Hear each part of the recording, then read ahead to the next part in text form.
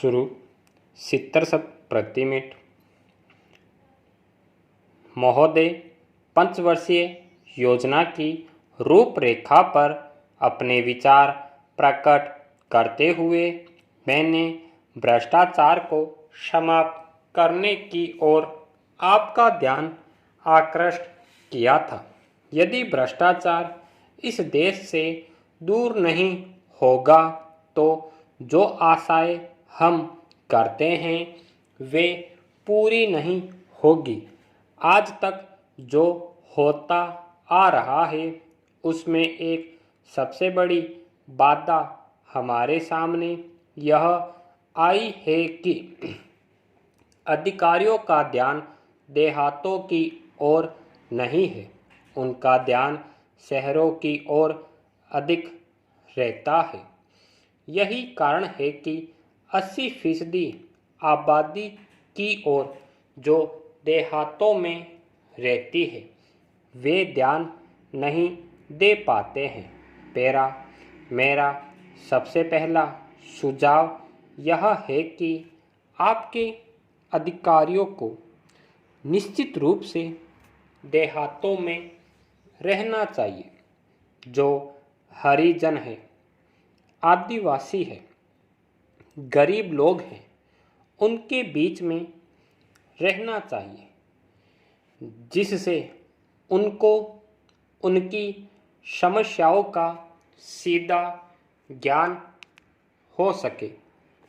आप कुछ ऐसी व्यवस्था कीजिए कि हर अधिकारी वर्ष में कम से कम 15 दिन देहातों के अंदर जाकर रहे और उन लोगों के सीधे संपर्क में आए।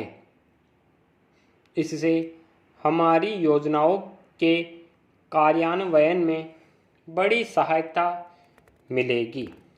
उनको समझने का अवसर मिलेगा कि योजना को ग्रामवासियों के लाभ के लिए किस प्रकार से लागू किया जाना चाहिए।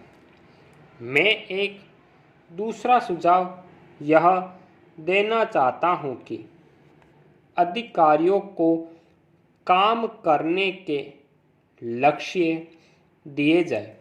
उनको निर्धारित लक्ष्य पूरे करने होंगे और जो अधिकारी निश्चित समय के अंदर उन लक्ष्यों को पूरा कर ले उन्हें प्रोत्साहित किया जाना चाहिए, और यदि वे उसको पूरा नहीं कर पाते हैं तो इसी तरह से उनकी अक्षमता समझनी चाहिए। आज चारों ओर से यह कहा जा रहा है कि स्थिरता नहीं है। स्थिरता के लिए शांति और व्यवस्था का होना बहुत ज़रूरी है।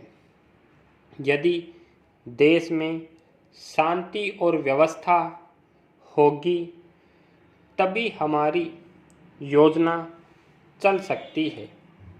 हमारी जो शक्ति आज शांति और व्यवस्था स्थापित करने में लगती है, उस शक्ति का इस्तेमाल हम अपनी योजनाओं के काम में लगा सकते हैं। हमारा पिछला अनुभव यह बताता है कि तानाशाही इस देश में नहीं चल सकती और उसे चलने भी नहीं देना चाहिए।